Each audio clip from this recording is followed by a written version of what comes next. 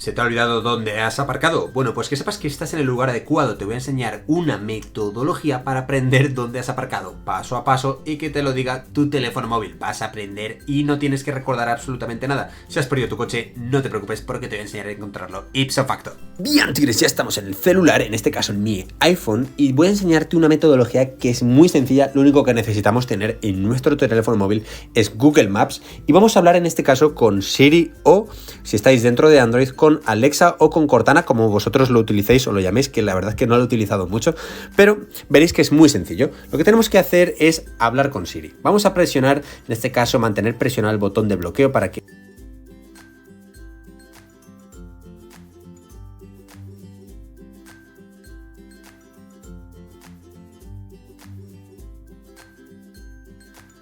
y en Android estará utilizando Google Maps y te podrá dar la ubicación perfectamente. Me haces otro vídeo para aprender cosas nuevas, o suscríbete aquí para tener los mejores tutoriales dentro de YouTube. Espero que te haya servido y nos vemos en el próximo vídeo.